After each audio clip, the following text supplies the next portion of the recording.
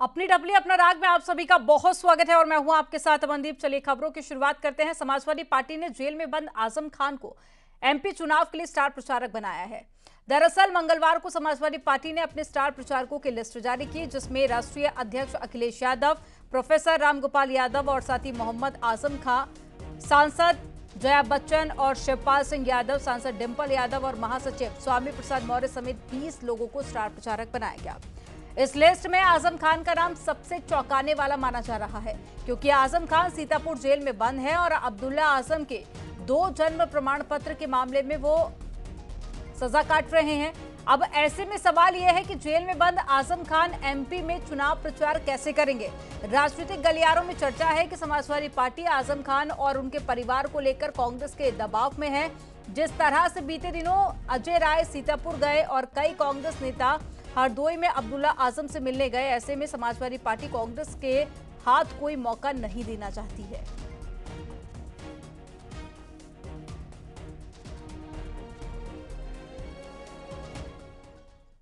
आजम खान को समाजवादी पार्टी की ओर से मध्य प्रदेश में स्टार प्रचारक बनाए जाने पर सियासी बयानबाजी भी शुरू हो गई है।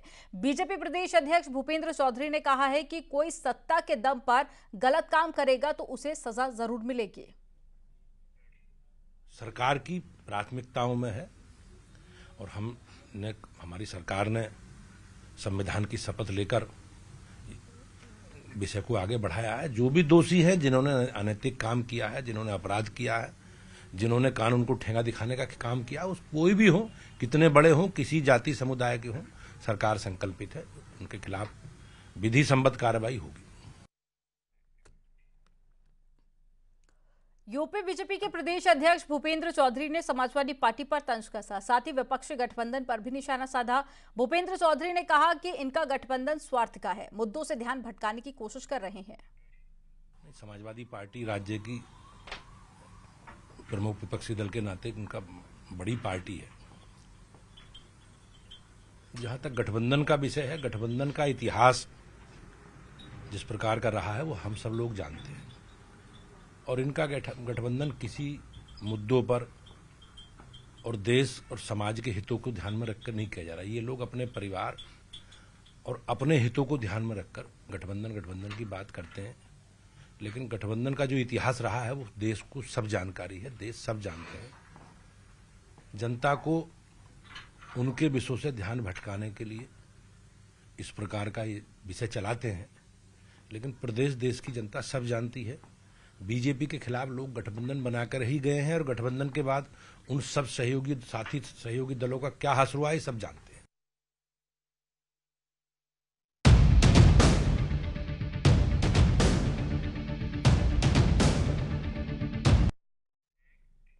आज दिल्ली में सीएम योगी गृह मंत्री अमित शाह से मुलाकात करेंगे और सीएम योगी की अमित शाह से कैबिनेट विस्तार पर चर्चा हो सकती है। यूपी में एमएलसी की एक खाली सीट पर चर्चा संभव मानी जा रही है। निगम बोर्ड और आयोग में पार्टी नेताओं को शामिल करने को लेकर भी चर्चा होगी, तो मिशन 2024 को लेकर मंथन होगा।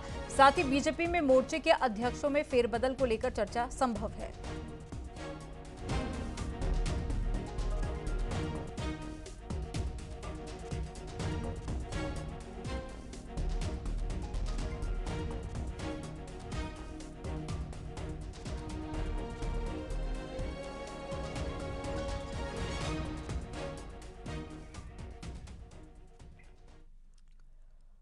रामनगरी अयोध्या में पहली बार योगी कैबिनेट की बैठक होगी। अयोध्या में होने वाली कैबिनेट बैठक की तारीख अभी तय नहीं है।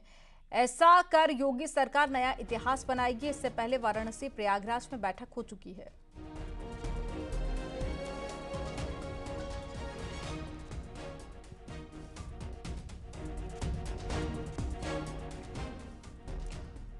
तो पहली बार अयोध्या में कैबिनेट की बैठक होने जा रही है, जिसमें माना जा रहा है कि राम मंदिर और साथ ही जो अयोध्या है उसके डेवलपमेंट को लेकर कई प्रस्ताव रखे जा सकते हैं, जिस पर मोहर लगेगी। ऐसा पहले वाराणसी और प्रयागराज में देखा जा चुका है जब कैबिनेट की बैठक हुई थी, और अयोध्या में ये पहली बैठक होगी, लेकिन अभी तक तारीख तय नहीं हुई है कि बैठक कब होगी।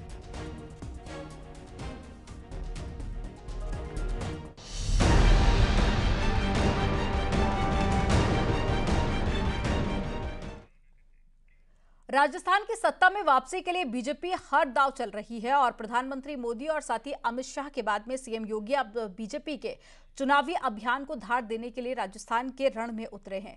सीएम योगी बाबा बालकनाथ के नामांकन में शामिल हुए और जनसभा को संबोधित किया। अलवर के तिजारा में योगी आदित्यनाथ पहुंचे और राजस्थान के चुनावी कैंपेन की शुरुआत की।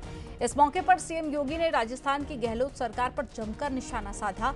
जनसभा में सीएम योगी ने बड़ा बयान दिया। गहलोत सरकार हिंदू विरोधी सरकार है। यहाँ हिंदुओं और साधु संतों के हितों को सरकार ने कई बार ताक पर रखा। तुष्टीकरण के लिए कई मंदिरों को भी तोड़ा गया। साथ ही कहा कि अगर कांग्रेस सफल होती है तो तालिबानी मानसिकता हावी होगी।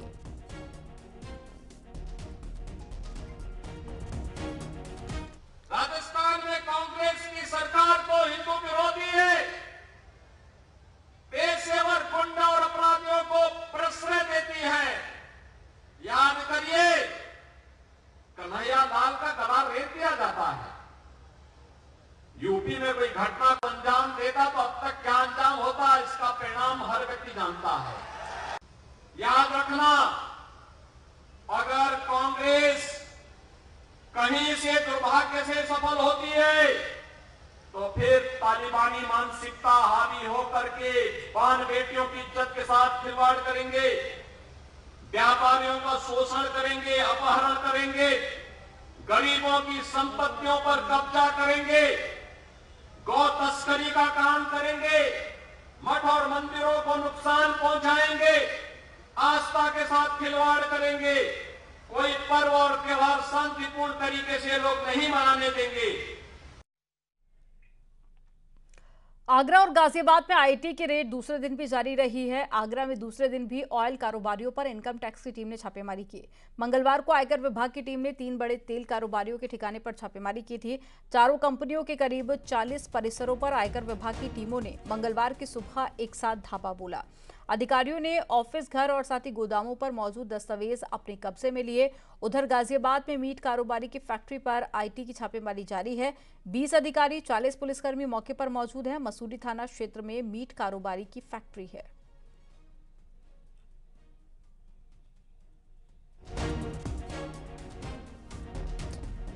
तो दूसरे दिन भी आगरा में छापेमारी जारी है। आगरा और गाजियाबाद की 2 तस्वीरें आपको दिखा रहे हैं, जहां पर कई कारोबारियों के ठिकाने पर छापेमारी की गई है।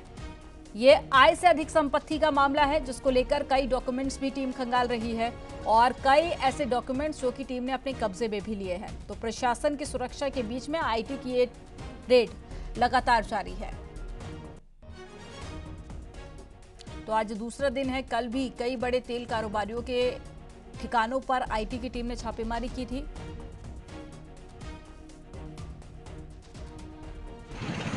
आगरा में दूसरे दिन भी इनकम टैक्स की ऑयल कारोबारियों पर छापेमार कार्रवाई जारी है। मंगलवार को इनकम टैक्स की टीम ने 4 बड़े ऑयल के कारोबारियों पर छापेमार कार्रवाई को अंजाम दिया था।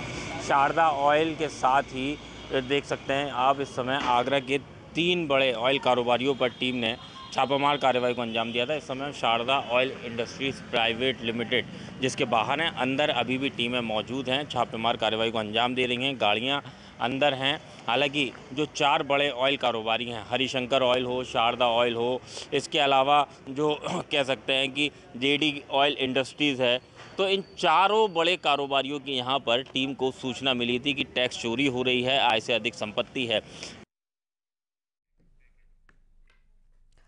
प्रधानमंत्री मोदी एक बार फिर से काशी दौरे पर आने वाले हैं और इस बार सौगातों की बौछार के साथ ही चुनावी शंखनाद भी करने वाले हैं। हालांकि उससे पहले सीएम योगी ने आज वाराणसी में कई विकास परियोजनाओं का निरीक्षण किया, अधिकारियों के साथ में बैठक भी की है। एक रिपोर्ट आपको दिखाते हैं।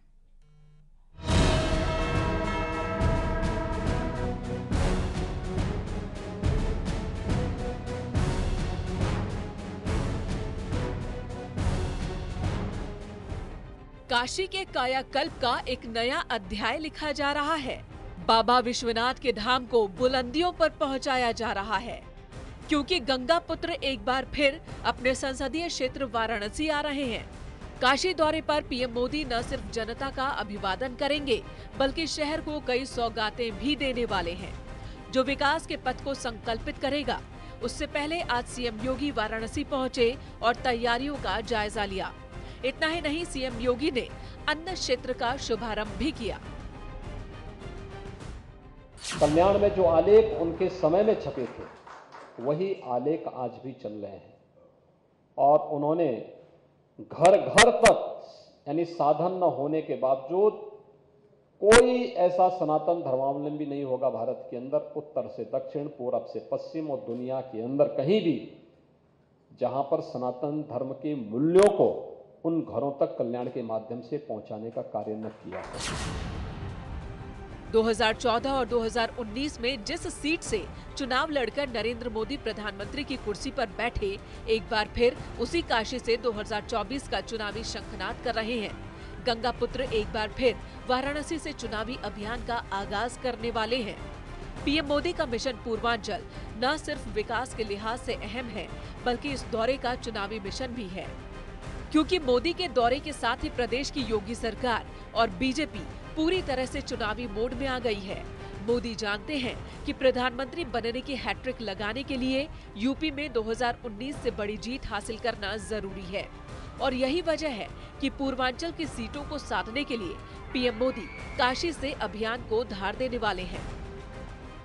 ऐसे में प्रधानमंत्री नरेंद्र मोदी का काशी में दौरा नवंबर में प्रस्तावित माना जा रहा है, और उसी के मद्देनजर प्रधानमंत्री के हाथों लोकार्पित होने वाली और शिलान्यास होने वाली योजनाओं का स्थलीय निरीक्षण और अफसरों से सीधे फीडबैक लेने के लिए खुद मुख्यमंत्री योगी आदित्यनाथ काशी दौरे पर हैं। तमाम सारी योजनाओं का वो स्थलीय निरीक्षण कर रहे हैं, चाहे फुलवरिया फोर लेन हो या अन्य योजनाएं। इसके अलावा बहुत सारी योजनाएं जिनका शिलान्यास होना है।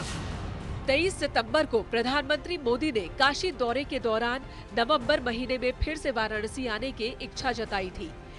इसके अलावा वाराणसी जिला प्रशासन की ओर से भी ये क्लियर किया गया था कि विकास परियोजनाओं और अन्य प्रमुख आयोजन को लेकर प्रधानमंत्री मोदी का लगातार कार्यक्रम निर्धारित है। इसलिए माना जा रहा है कि 8 नवंबर के बाद प्रधानमंत्री मोदी काशी आ सकते हैं, और आज सीएम योगी आदित्यनाथ का दौरा भी पीएम के आगमन से पहले बेहद अहम माना जा रहा है। तो इसी के साथ नवंबर में पीएम मोदी का 42वां काशी दौरा होने वाला है, जहां वो विकास योजनाओं की सौगात दे सकते हैं। साथ ही पीएम मोदी जनसभा भी संबोधित कर सकते हैं, क्योंकि पूर्वांचल में 27 लोकसभा सीटों का टारगेट है। यानी आगामी लोकसभा चुनाव में इस सीट पर मुकाबला फिर से काफी रोचक होने वाला है। हालांकि पीएम मोदी की कोशिश पूर्वांचल की सीटों को फतह कर 80 के लक्ष्य को साधने की है, जिसके लिए सीएम योगी आदित्यनाथ कदम से कदम मिला रहे हैं। Bureau report, news 18।